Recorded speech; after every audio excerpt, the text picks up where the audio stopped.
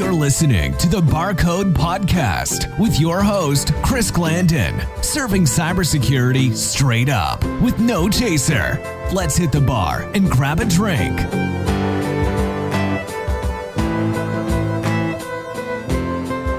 Hey, bud, excuse me. Since you're going in, do you mind holding the door open for me? I got a delivery upstairs, and I can't grab the door with this big empty box in my hand. Oh, yeah, sure thing, boss. I got you. Thanks, man. Hey, nice tan, by the way. Looking good. Thanks, bro. I've been working hard on it. There you go.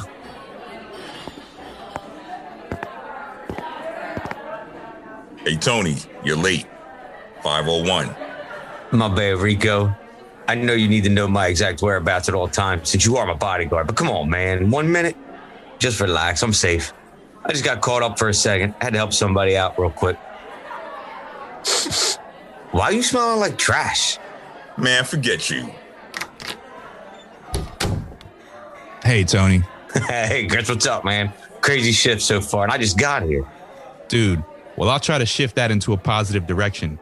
Listen, I just saw this flash drive out on the street on my way in, and it says property of U.S. government on it. Plug this piece into your PC real quick and let's check it out. I heard this is the new way of them giving out the stimulus check. So you know what that means? Free money. Cool. Let me plug it into my point of sale system so I can see what it's all about. Maybe I can just transfer it. Wait, what? You've been hit with simulated ransomware. You fools testing me? Come on, man. You fell for it again, bro. This is my man, Mike. You let him in without him knowing the barcode code of entry.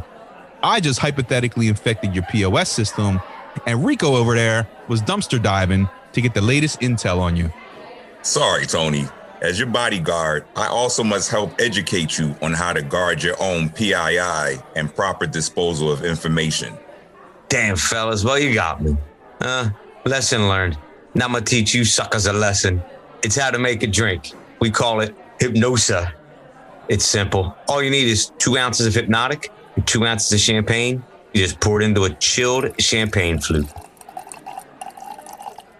That will put you in the zone right there. Sounds good, bro. I'm going to go catch up with a professional social engineer that just slid in the side door. Tony, I think you need to pay attention to this one. All right, I'm on it. All right, fellas, I'll see you all next round.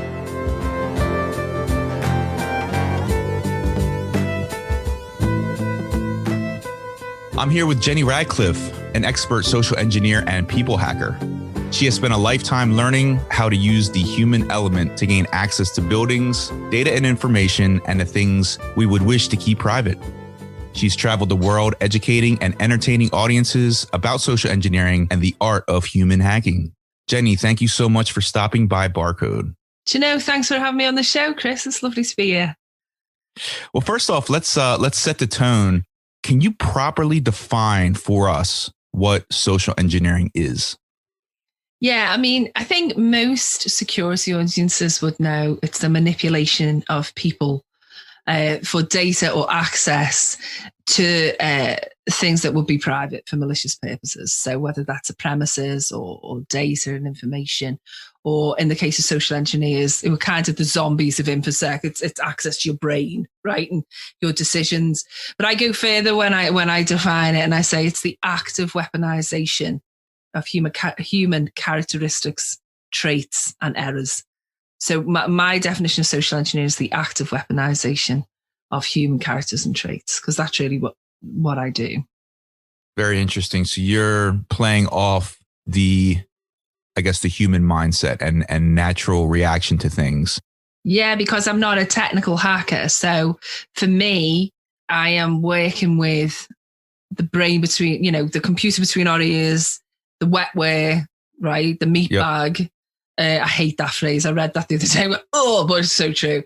And I'm only working with that. So I am weaponizing things like our automatic behavior, things like emotional responses, things like cognitive biases, and turning those tendencies in a human, whether that be general or tailored to an individual, into the access vector to an organization that's a target. That sounds lots of big words there, but yeah, I use the brains. Yeah. So how did you originally get into it? Like what really, developed this interest for you? Oh, so I mean, I tell this story a lot, and I suppose it's it's the fact was I had a family that did urbex, right? So urban exploration. I had older male cousins who all hung out in gangs, and I tagged along with them for various reasons, and they were getting in and out of sort of empty buildings, just like kids do. So there's an empty house in the neighborhood. Let's go and have a look around. And then should we do that at night? And then before too long, we were sort of all picking targets. So, should we go and look at that? I mean, where I'm from in the UK, there were lots of empty buildings at the time I was growing up. And because there was a depression in the UK and there was lots of unemployment and things. And so we'd be getting into things like abandoned warehouses and hotels and things like that. And so I kind of tagged along with that and did some criminal, or very near that line, criminal things when I was younger, as a kid, really, and not really making the distinction about what it was. But I studied psychology. I was always interested in people, and I had a knack of being able to look at someone and kind of profile quite easily sort of their characteristics, their psychology, that type of thing. And then I had a good memory, so I was quite good at exams. So it kind of like, I sort of did a lot of studying of the human condition and of psychology and the brain and human beings. And then I was also being taught how to be a burglar, and kind of a little bit about security and how to evade it and how to sort of pick locks and things like that. So it all came together. And before too long, I was being paid to do it. And I did it on the side for many years while I had other jobs. And then, bless the information security industry, because when this industry kind of got bigger, suddenly I realized, it was quite sudden, this is called a pen test and you can be paid to do it. So in a nutshell. That's a super cool line of work to be in. Now, when you say you studied psychology and why people would think the way they do, was that something that you learned formally, or was that a skill that you picked up on the side and then just naturally started to understand the ins and outs of someone's thought process? So, I mean, I was, like I say, I was good at exams, and so I went to what you guys are called college university, and I did my first degree. My first degree was in English. So it was in English language and literature. So there wasn't any time, and I did some courses as well in journalism and things at the same time, but I didn't study psychology formally. And then I did a master's degree, which is in business and strategy, and still didn't study psychology, but I was always reading up on it and doing it and sort of doing work to degree level in it. So I was reading all the textbooks. I suppose I just didn't think that I needed to do a degree in it. I didn't have time. I'd done the other one. I didn't have time. And then lastly, there were degrees that were kind of around deception and things in the UK that I could have done. But by then I didn't really need another master's degree, and it wouldn't have really done me any good. So early days, I'd read things like anthropology books or books about, like I said, just psychology textbooks, and pick the things that was of interest to me. So social psychology, cognitive psychology. And then obviously when the internet came on board, I started to read more, and I read about negotiation very widely. Internet sort of gradually comes online. I start to see that there's a world out there of people who are actually experts in this, mostly from the States. And so I started to do courses and things in their work, in things like lie detection and nonverbal signals and interrogation techniques. And then through when I finally started to get jobs as a consultant at first of all, and in security, I'd meet people who give me stuff to read and teach me stuff, and went on some courses as well. So I guess I'm a lifelong learner. I didn't do formal certifications or degrees in psychology, but I'd read to that level and kind of teach at that level as well. So I teach at lots of universities about these higher level people skills, and nowadays about social engineering, the human element as well. So it wasn't formal, but one day maybe I'll do something formal. But I don't.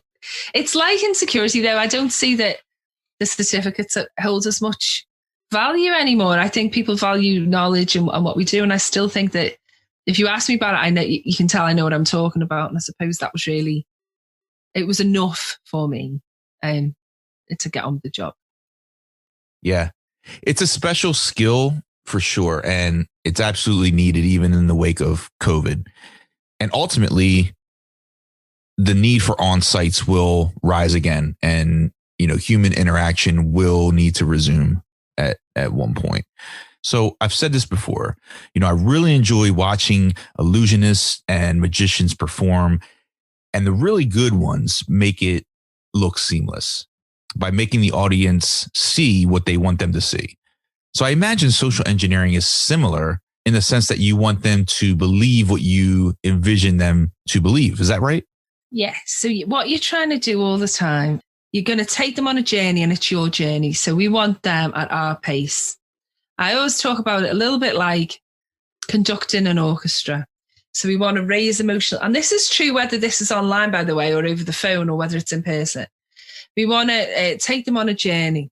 And we want to make sure that the emotion is high when we need it to be high, because that's when we want logic to be low, for them to make certain decisions. And we're going to make it easy for them to make the decision that we want them to make. So, for example, if you think of a phishing email that quotes something like a parking ticket, a speeding ticket, we introduce that element of fear and a little bit of cognitive dissonance. So a little bit of like, is this apply? I don't think I've done that, but it's plausible. If we've taken some open source intelligence information and we've got a few details right, so maybe the car, the approximate area, what that'll do is that'll just slightly raise the emotional temperature in that person's brain. And like, oh, maybe this is a thing, I need to check it out. And it's the cognitive dissonance, it's that doubt. Maybe this is a thing that a social engineer is really banking on. Because then we'll say, but if you click on this link, if you open the attachment, you can find out more. That's the root out of that dissonance. That's like the get out of jail free. That the human brain doesn't really like indecision. It doesn't like really not understanding what the path's going to be. It's uncertainty. And so we give them a path out of uncertainty. And of course, that's not necessarily in their interest to do that. For me, it would be just for monitoring purposes and education. But obviously, if it's a malicious individual, a bad actor, then it's for other reasons. So we'd always be looking to control the information environment of a target and to bring them along at our pace and conduct them like that orchestra. So we want you emotional now you can be calmer. Now we're going to rush you. Now we're going to slow you down. And that's a set of skills required to do that well. Isn't what people often think social engineering is, because sometimes, people think it's a cheeky smile, getting a discounted or free pizza or tailgating in. And whilst that might still come under the broad definition of social engineering, it's not elegant and it's not thought out. And I would try anyway. I mean, don't get me wrong, I'll get a free pizza if I ever can, because who wouldn't? But I try, and we try and make that a little bit more planned and a little bit more complex a skill. Understood. And I'm so glad that you pointed that out, because I was just interviewing a gentleman by the name of Nate O'Reilly, and we were talking about decision fatigue and that most people gravitate toward the decisions that are made for them. And it sounds like you're validating that. Yeah, I mean, humans we just want a quiet life in some ways. We like to know broadly, and I'm generalizing, but broadly, we like to know roughly what's happening next. Mm-hmm. We don't really like as a species to that level of uncertainty. It unnerves people as a whole. For social engineers, you don't need everyone to go along with it. You just need someone, the right person at the right time to do the thing that you need them to do, because then that's your access in. So, yeah, so it's always you get them to play to your beat, ideally. Now, what would you say are the specific skill sets that are needed to master social engineering? Is it the understanding of psychology? Is it understanding how the mind works? Is it personality, being a good communicator, or what am I missing there? This is a question I'm sometimes asking, and what I'd say is the things that make good social engineers, you need to really be interested in people, right? You need to be interested. You need to believe that everyone's got a story and be prepared to go deeper behind the person in front of you than you might imagine. Because what we're really looking for is, we call pursuit and avoidance, really trying to pinpoint what are the things people are drawn to and what are the things that repel people or move people away. Because then to really understand that individual, I mean, it comes more from the con artist side of things, but to really understand that person, to con someone, you really should know them quite well. You need to know what button to push and exactly what will work for that person. So the first thing is really to understand and really want to work with people. And then you need discipline. Because certainly if you're going to do this in a security, in a professional capacity, you need discipline, because it's kind of like when you do OSINT or you do intelligence gathering online, you can spend weeks, months, in some cases, gathering a lot of information that you then have to decide what to discard and what to run with. And trouble is that, so, when you investigate a company or an individual, a group of individuals, there's lots of juicy things and you kind of want to use those things. But the real skill is discarding what is not to be used and focusing on one strategy that you're going to use. But then you have to have tactical adaptability. So on the job, on the phone, on the email conversation or social media conversation, and especially face-to-face in a physical infiltration, what you have to be able to do is tactically adapt. That means the discipline not to insert yourself in the story and to discard anything you don't need, but then run with events. And to do all of those things, you need to have tenacity enough to have done your research properly. So what I'd say is, to do the job at a higher level, you need the patience to acquire those skills. So due diligence, big amounts of research. And I've given lots of interviews, giving stories when things have gone wrong. And it's always because I have not taken the time to really, put those safety checks in place and do all that research. So you need the discipline. It's not about you. It's about the client. It's about the story that you weave in. You need the tenacity to really do your research properly. And also you need to know what else to adapt tactically. Now, everything else, we just use what people are good at. So if someone's great with people, then that's part of the pretext. That's part of what we use. If someone's not so great with people, prefers to be on their own, well, maybe that's the persona that we build around the con. My con is not your con. It's someone else's con, right? So if you're going to go in and do that, you're going to use your own narrative. But those core things are very important. There are just no shortcuts to doing it well, like with anything, I guess. You mentioned OSINT, open source intelligence. Mm-hmm. I'm curious to know, what are some of the other recon steps that you would use prior to an engagement? And obviously with open source, you have, social media obviously plays a big part in understanding, how one thinks or what one's interested in. But when you have a specific target and scope, what other resources equip you with the knowledge that's needed to help get into their mind? And, I guess I'd follow that up with, is it the same path a real attacker would take? Yeah, I mean, we're trying to replicate that as far as is safe anyway. And really demonstrate the art of the possible. And clients can be very alarmed. I have a lot of sort of government clients and things. And even for them, it can be quite alarming when we say, so for example, we were talking about getting a pass, and and could we get in with this pass, and could we spoof one, and can the tech guys kind of get around the entry system and the biotech systems and things like that? And assuming that none of that was possible, the client said to me, well, how would you get in? And I said, well, we'd take it.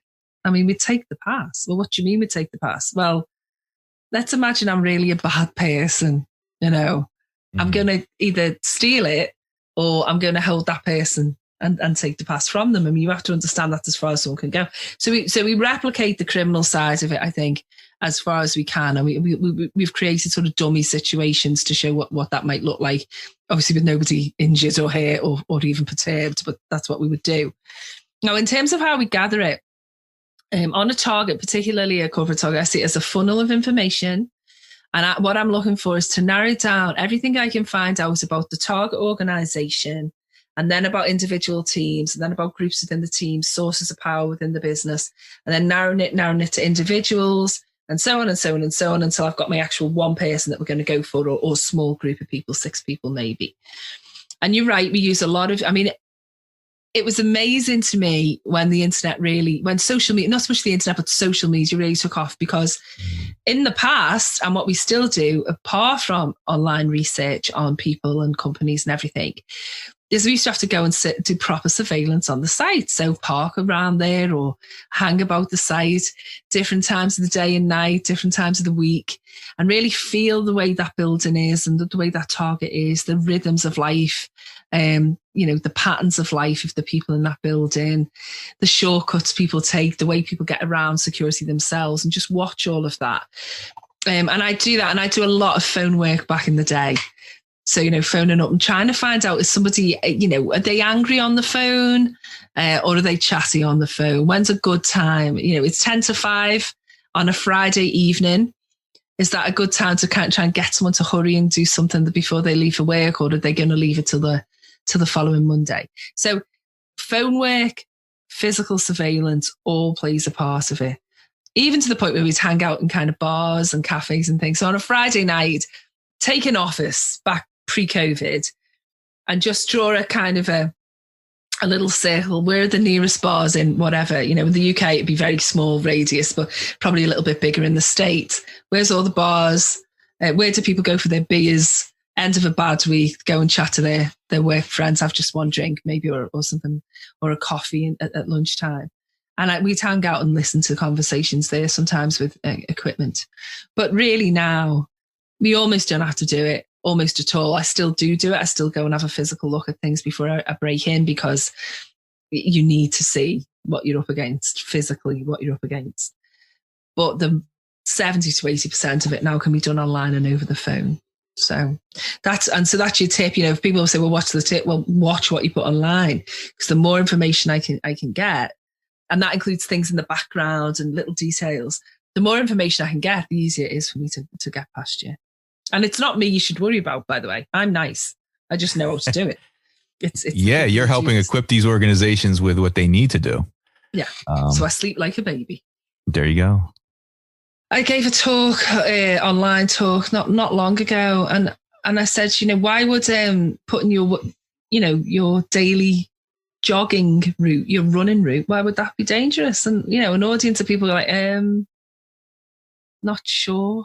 And I'm like, because I know where you are. And to us in the business, it's like, it's a no-brainer. It's like, because the bad guys know where you are, But I think to a lot of people, they just kind of go, that sounds a little bit hysterical, a little bit kind of catastrophizing it, and making it more serious than it is.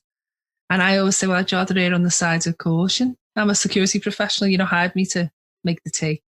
Exactly. So yeah, I mean, I'm sure that you have been involved in some very intense situations while trying to gain access to these highly secured areas. So can you talk maybe about one of the scariest encounters that you've been faced with, or maybe one that just made you the most nervous? I mean, yeah, I've spoken about, there's a couple of things. There's been times when there's been security people have known that I was there. And a couple of times I've done jobs where, in hindsight, it wasn't really an official job. And so I've got contacts that give me work to do that sometimes are probably under the radar for the authorities or for certain clients. And so there's been a couple of times that I've done that. But to avoid repetition, like I'll tell you a couple of things. The jobs that make me most kind of nervous, or where I'm most perturbed, that aren't the out and out terrifying, like there's somebody with a gun comes to get me or whatever, are usually when you're in a huge building at night, there's no one else in the building, or there shouldn't be anyone else in the building, and you'll always hear the noise, right? Because you're scared, because it's obviously quite a high tense situation, you've got a lot of adrenaline. And I was in one, there was a place, it was an art gallery, sort of like an art, it was like, it's not really an art gallery, it was an art gallery, but it was a place where they also made art at the same time. So it was displayed, but the artists were still kind of working there during the day and sculpting things and pottery and all the rest of it. And I had to go in and do it. And the route in was quite easy. It was through a little flat, and then there was a fire door, which was always, obviously, because the fire door led into the sort of the creative space, I suppose you'd call it. But it was enormous. I mean, it was just the most huge old warehouse type of place, massive. And those big places, if you're the only moving object in there at night, there's something about it that's very eerie. It's a place where there should be people, but there isn't people. And I remember walking around and a couple of things I had to do, and I was doing them. And then I heard a noise. It was definitely footsteps, but there's no one else there. And it's probably just the wind or in my head, but now I'm nervous and I'm running around. And there's lots of sort of jobs like that where, and I'm fine and I got out and I'll write it all up one day, but it's things like that more so than being chased by security guards and things, because that's a hazard of the job. But it's times like that when you think there should be nothing wrong with this, but why is this so eerie? Why is it so spooky? Why am I so freaked out when I've done this my whole life? I mean, even from when I was really young, always in buildings and places I shouldn't have been. I mean, when I was really young, we got into a museum in my hometown and decided that we were going to try and sleep there. You know, not sleep there, but stay there overnight. Yeah.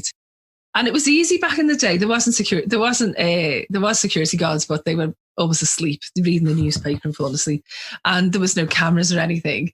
And a museum in my hometown. So the first floor we didn't want to do because that was where the guards' offices were and everything. But the second floor was insects and stuffed animals and things. You know, like bad taxidermy. Have you seen that bad taxidermy? It's like really badly stuffed animals and sort of dinosaur skulls.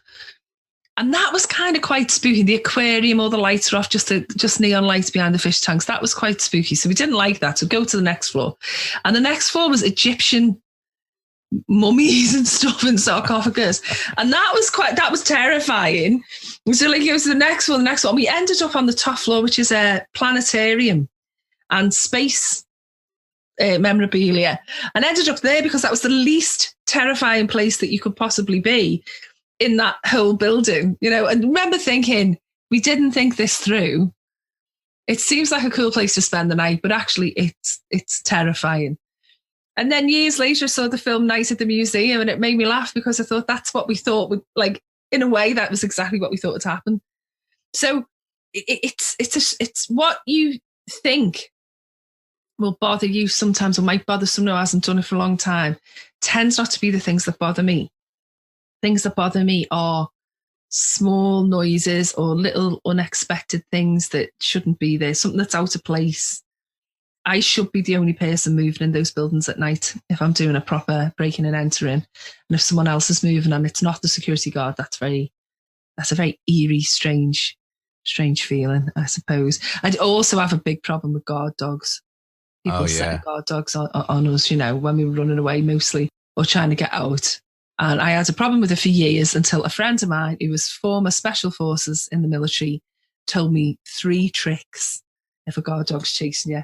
And I cannot say all of what they are, but, you know, dog biscuits works very well. So I have a pocket full of those, but you should know that from your surveillance. And then there's a couple of other things as well, which I'm not going to say because it'll help people burglarize. Oh, yeah. But like, I'm not a fan of guard dogs, really. I like dogs, but not guard dogs.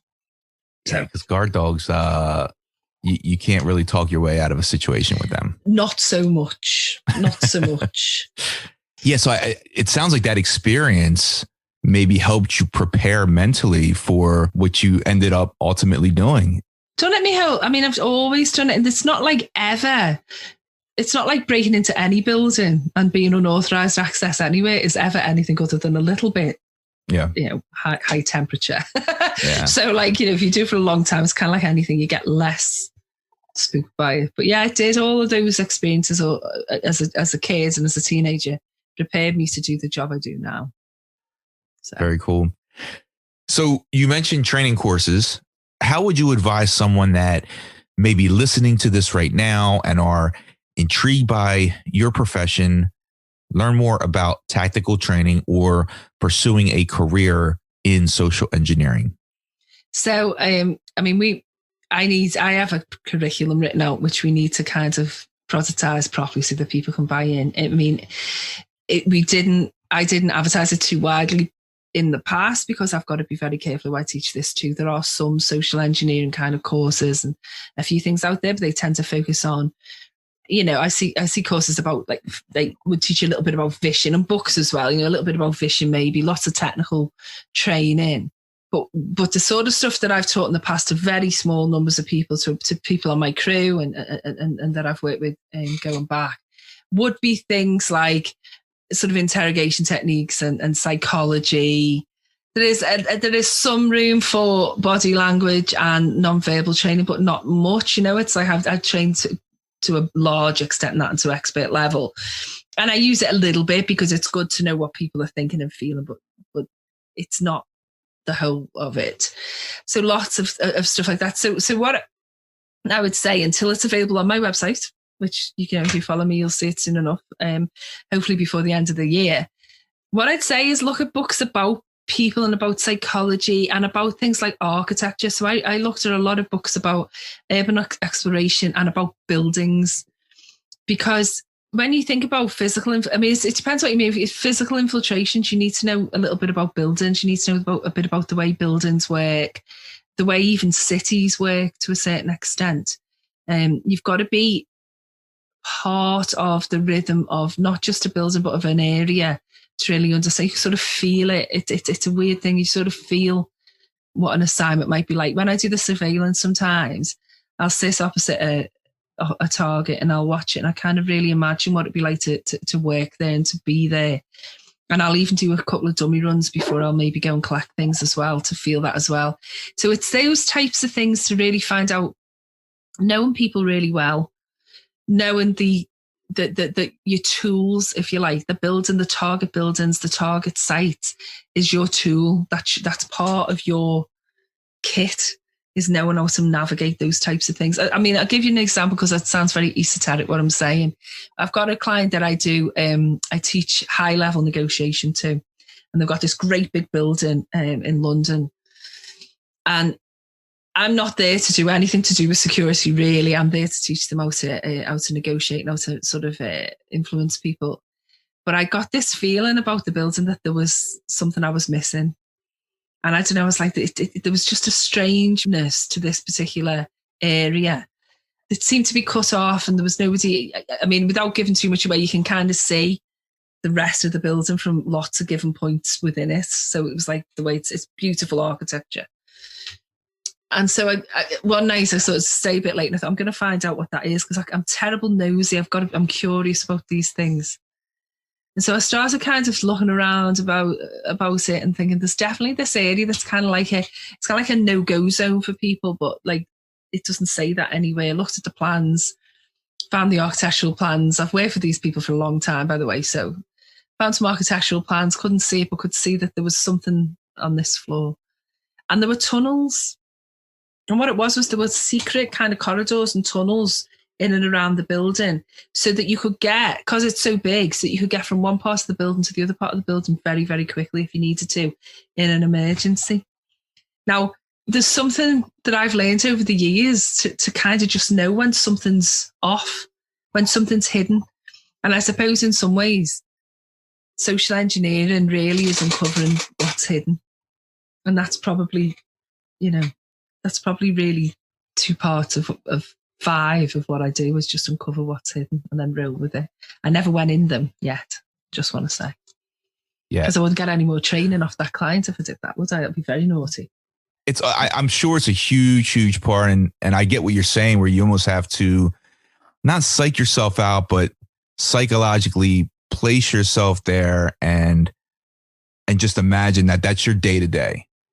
Because you want your conversations to come off natural and not forced. And if you're unfamiliar with a situation, I can see how those conversations would come off scripted, or even just, citing something that you may have found online, but you really want that to flow naturally. So what you're saying makes sense to me. And I'm sure, a lot goes into that, but at the high level, place yourself like you're really there every day. And this person that you're going to run in and talk to, even though you don't. But make yourself believe it. That's so dangerous with open source intelligence, though. If you do research and then you run into them, you go, hiya. I go like, hi, Chris, you're right. And Chris goes, sorry, if we met? And you go, no, but I've been watching you online for 6 weeks. So I know everything about you. How's the dog? But you don't know me. Right. And I've done that once or twice in assignments, and, because it's so familiar by then. I know it already before I go in. Then you're like, here, let's talk, hand them your business card, and then walk away. Well, I leave business cards in and around the building to show I've been there sometimes. And I also leave little tokens. I have little silver octopus, and I leave those everywhere to show I've been there. Not too many, usually just one. Usually nice. Under a member of the board who has doubted that I could get into their office. I usually leave it for them. Nice. Now, do you have a get out of jail free card as well? Yeah, I mean, hopefully. I mean, I'm not. Okay. Back in the day, I didn't always, and I didn't always on some of the more sort of high secure assignments. But yeah, you're looking for that get out of jail free. Yeah. Now, for organizations that are struggling to train their employees on phishing attacks and other types of social engineering attacks, what methods have you seen be successful and really resonate with end users? So, I mean, look, it's a massive industry, the awareness space, and it wouldn't be so big if it all didn't work. So, I mean, some businesses, they like a film. Some businesses like a cartoon. I mean, some people learn through those things, but I think the most effective thing that I would say would be, and what people have always said to me about why it's effective if I speak to them, is stories. People remember stories, and they like a story, and they like particularly a story they can relate to. So if there's humor in it, that's good. If there's emotion in that story, that's good. If there's a call to action in the story, that's good. And these are all the things that we use to catch someone's attention on a phishing email, or however we approach, are the same things that we can use to make someone aware. So I say there's 4 red flags. Your red flags are whether it's a phishing email, whether it's a call, whether it's on social media or in person. The 4 red flags people need to understand is, do they talk about money? Do they rush you? Do you feel emotional? And do they ask you to do something? Open an attachment, click on a link, give something to them. And once you've got those 4 flags kind of embedded in someone's mind, that's really what makes an effective phishing link. Once people remember them, those links are kind of less effective. But then when it comes to awareness training, it's the same thing, really. It's like they need to feel it. Right. So statistics and numbers. I mean, I could throw statistics out. I could say, like, 2019, University of Maryland said there's a hacker attack every 39 seconds.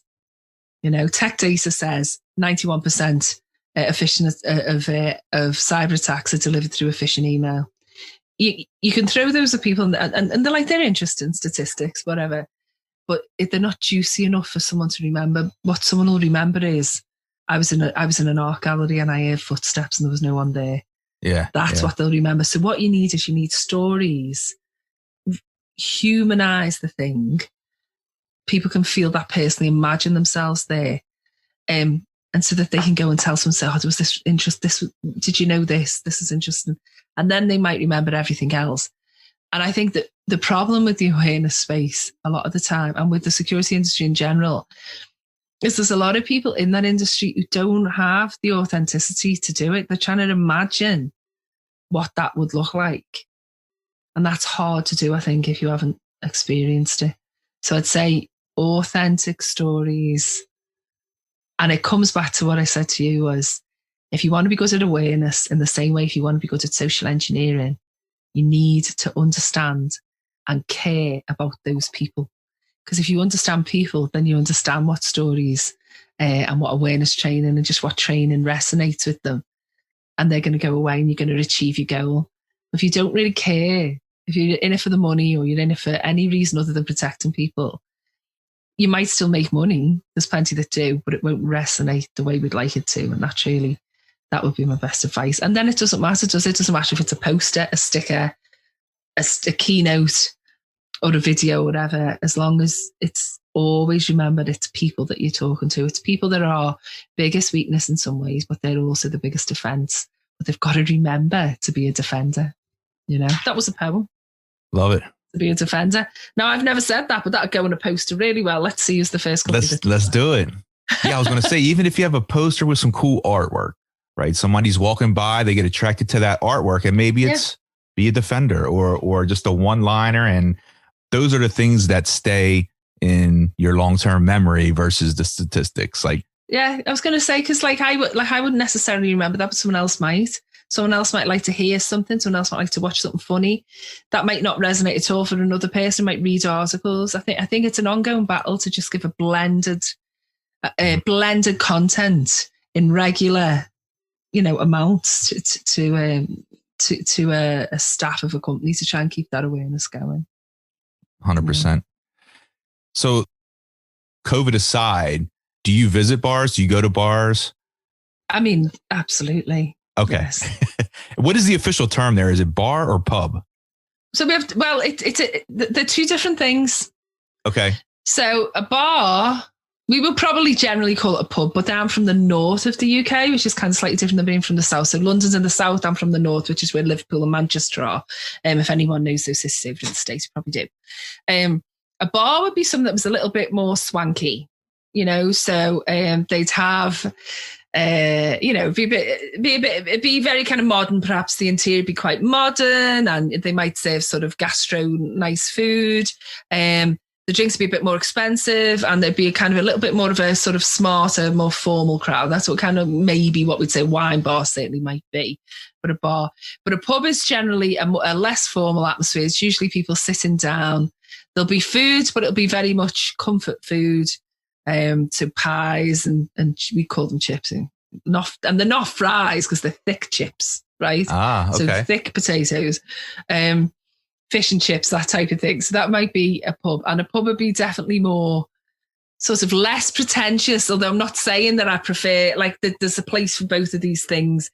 So bar might be somewhere you go, so still dressed after work, and you'd have sort of a cocktail or perhaps an artisan beer.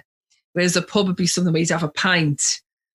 And where my local pub pre-COVID, if you went in and asked for a glass of, it's a joke in England, it's said, lots of people have said it, but if you asked for a pint of lager with lime, you sometimes have some lime in it, they'd say we don't do cocktails. That would be more of a pub. Or when you'd say, I remember saying, what flavoured chips have you got? Bags of chips and nuts. What flavour of crisps have you got? And they'd say, well, you've got the ones on the left or the ones on the right type of thing. Yeah. So it's much more kind of straightforward. Yeah. It's kind of less pretentious, I'd say. Yeah. Both of which have a place though, for sure. Definitely. So I'm sure in either one, you have patrons that spend enough time there and they find themselves susceptible to social engineering attacks, especially with the more you're drinking and the later it gets into the evening. So, what can a bar or an establishment like it do to help protect their patrons? That's such an interesting question. I've never been asked about social engineering in a bar or a pub. That's so interesting. I suppose what you see isn't so much, I think we have to be careful about what we label social engineering. If you're talking about, in Liverpool when I was a kid or when I was younger, there were people there were girls who I knew who waited till there was a ship that came in. So Liverpool's a port. So sometimes a ship would come in and all the sailors would go and they go drinking in Liverpool for their weekend off, which they deserve to do. And they sort of like, the girls would sort of make sure they got some drinks bought for them and occasionally nick a wallet or two, I suppose. So, you'd warn people like you would anyway, that if you've had a few drinks, your judgment's low. Mm-hmm. Don't be throwing your money around, that type of thing. So suppose there'd be things like that. And I think these days, unfortunately, the other thing that I would always warn people about would be a sort of packet sniffing. So in other words, connect into the Wi-Fi's of bars and pubs and things. I know it's convenient, but it's very easy for even me. And I say I'm not a particularly technical hacker, but I can do things like that. And I can intercept traffic, because they probably aren't using VPNs and things and ways to stop that if people weren't aware. So I suppose there's that as well. And all those things tap into social engineering, as does someone suddenly being very interested in your job and where you work and sort of the details. Anyone who's ever interested in the minutiae of your work, that should be a bit of a flag, because what a social engineer is really trying to do is get the other person talking. The person in control in conversations a lot of the time is not the person talking, it's the person listening. And that's very true for social engineering. So if someone's, if you're suddenly the most popular guy in the bar and there's pretty girls talking to you or good looking guys talking to you and everybody's really interested, it's fascinating. Every aspect of your employment is really fascinating. And of course, we'll buy another drink. That should be a red flag. There should be a red flag anyway. But it could also be, social engineering. It's a great question. That's a great question. It's something that I see. I think the businesses have control over some of that. Like you said, the Wi-Fi, making sure that the infrastructure around is good. But, it's rare you see a bar stop serving drinks unless, they're completely inebriated. But if they're to a point where they're, leaking information at their own will, that's sort of out of the scope of what an establishment can really. What can you do? And that's alcohol, the great loosener, isn't it? The great lip loosener, everyone knows. Exactly. Now, you said you're out in the UK, so I'm curious, again, COVID aside, do you have any cool bars where you are? Or I'm a really big fan of speakeasies and secret bars and things like that. Oh, yeah. Do you have any around there that you could really, give a shout out to? Or oh my God, definitely. Okay. So so Liverpool is a big party town. All right. Okay. We are always ready. You are very welcome to come, and we are always ready to party, ready to sing, and ready for a drink. And we have there is a speakeasy in Liverpool, and it is fab, and it is called Berry and Rye, and it's on Berry Street in Liverpool. Now, Liverpool has the oldest Chinese community in Europe, Chinese diaspora. And Berry Street is on the way into our Chinatown, and it's so cool. So it's secret, but it isn't. But it is. But it isn't. Do you walk down Berry Street in Liverpool, and you'll see you can see my city's beautiful, right? So if you get to the top and you're looking on the left, you walk up a street in Liverpool called Bold Street, and at the top of the street there's a church called St. Luke's. And people from my city call it the bombed out church. In the Second World War, Liverpool was bombed extensively by Germany because we were a dock city. And a bomb landed in the church and it exploded, but the church stayed standing.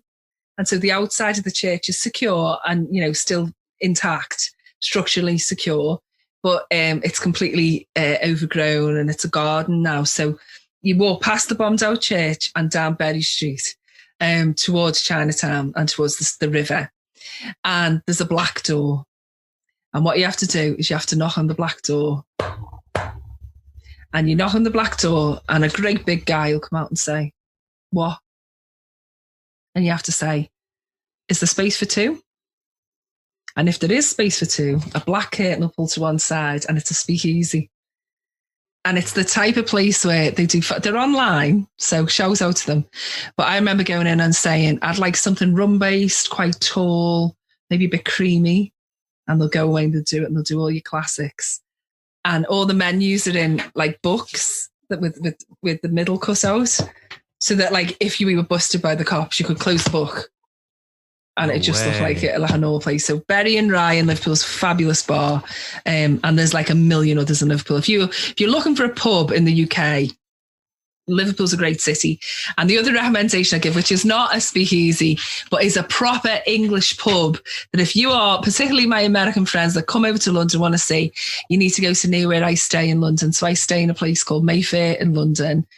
And there's a place called Shepherd Market in Mayfair, which is notorious for all sorts of reasons. Red light area at one stage and kind of still is a little bit, and lots of things. But within the big metropolis of London, and very near kind of like our Hard Rock Cafe in London, and very near the Hilton in London, and all these kind of really expensive places, you've got Shepherd Market, which is lots of little restaurants and tiny little bars. And my favourite bar is a bar called The Grapes, or Ye Grapes, Y-E Grapes. And that is a proper kind of English pub, although it does serve excellent Thai food. For some reason, it serves Thai food as well. But if you're from the US and you want an English pub, The Grapes is there. And the whole area of Shepherd Market is just like a little square. And there's other pubs in there as well. So one's a pub and one's a speakeasy. But if you get to Liverpool, go to Berry and Rye for sure. It's amazing. Really good. Lots of fun. Nice. I'm booking my flight. I'm there. We need to tag them so they see. Oh, yes, I will. For sure. I'm going to look them up and I'll tag them and I'll do my recon and I will be there. I'll make sure I have the correct password to get in.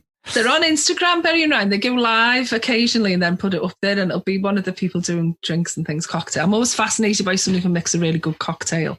And in fact, in the States, the best, I like an old fashioned, my favorite drink, seeing as we're talking drinks. Yeah. And the best old fashioned I ever had in the States was in the bar of the Pendry Hotel in San Diego. And I said, I think I'll have an old fashioned, and it was perfect. It was too nice because it went down very quickly. Indeed. Those are the dangerous ones. And it's very strong, right? So I have to be careful. So So I just heard last call here. So do you have time for one more? Absolutely. All right. Do we get a lock-in? Do you know a lock-in? No. So in the UK, we have a lock-in. So pre-COVID, of course, if you're in the pub, we have last orders are called I think it's still 11 o'clock in the UK. And that's when the pubs are supposed to close legally. But if you were a regular and you wanted to drink for a bit longer, what they do is they close the curtains, turn some of the bigger lights off and lock the front door. And then you're in a lock-in. Then you can leave, but you're there like it's not illegally, well, it kind of is a bit illegally, but then you're there as a regular. So if you get invited to a lock-in, it means that you're a regular, your family. And again, one of the pubs that we used to drink in all the time, everyone else would go. So the non-regulars would go, the curtains would be drawn, the doors would be locked. And then the landlady, so the owner, would come down with sandwiches and chips because everyone, but they'd always be really salty. She'd always make them really salty so that we'd all still keep buying drinks. Yeah. And That's turn so all the cool. lights off in the bathroom. So you didn't spend too long in the bathroom either because they want you to keep drinking. And it's so true. That's what a pub's like. That's an English pub. No light in the bathroom awesome. and salty snacks. So I feel like you're a VIP here. So I'm going to ask you one more question. Thank you. If you opened a cybersecurity themed bar, what would the name be and what would your signature drink be called? Well, you see, this is the plan. So the plan would be I would have a sort of hacker theme bar. And I have a specific place that's going to happen. And I've never thought too closely about what it'd be called, but given it's me, I think I probably have to call it the social. And you see, my drink would be the drink that I ordered after my most dangerous job, which is the one I kind of didn't tell you about because I've said it a lot and I told you other things. But my most dangerous job, I just about got away alive, really, in Asia. And I got back to my hotel and I had twigs in my hair and muck on my face, all dirt on my face and scratches and cuts. And my clothes were cut and my boot was hanging off. And I was a very expensive hotel I was staying in though. And I was in the hotel. It was about 3 a.m. And I walked straight into the bar area, which was very quiet. Obviously, it's 3 o'clock in the morning. There was the bombs there. And I saw myself in the mirror and I said, I'd like, and you can imagine, I've only just got away with this all. I'm still very shaken. And I said, make me something very alcoholic that a kid could drink. And he put some sugary thing in front of me that I just kind of downed. So I think it would be something alcoholic that a kid could drink. And I don't know what we call it, but maybe that full title would be the best one. It'd be like the tequila Kool-Aid or something. That sounds good. Or maybe we call it 9 Lives because I definitely lost one of them that night. That's a cliffhanger, and we'll stop there. That'll be the next interview because I got to hear how that ended. We'll just need to continue this. But no, thank you for sharing the stories that you did share, and I appreciate you coming on and spending your time with us and helping us understand what social engineering is and educating us on the possibilities of what a real attacker is capable of doing. You mentioned your website earlier. Could you just maybe tell us what your website is, what your online footprint is, and where our listeners can find you? Sure. So the website is humanfactorsecurity.co.uk. But most people follow me either on LinkedIn, Jenny Radcliffe, or on Twitter, which I'm Jenny_Radcliffe. But you can find me all over the place. The People Hacker. I have a little avatar, little girl, like sort of little me holding a brain, little cartoon girl holding a brain. And if you follow the blue brain, which is my tat, which you probably can't see it there, but all my logos have got the blue tattoo. So the blue brain, you'll find me. Very ironically, cool. Chris, I'm very easy to find online. All right. Well, hopefully next time we'll get together, it'll be at the social and we'll have a real drink together. Excellent. And you're very welcome at Liverpool as well. Berry and Rye. Tell them I sent you. Definitely will. Thanks again. You take care. Take care. Thank you.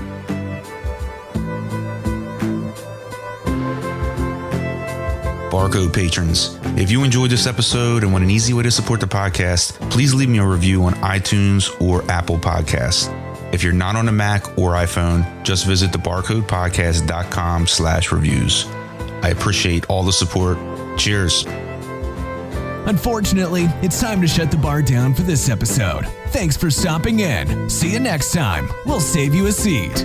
Be sure to check us out at thebarcodepodcast.com.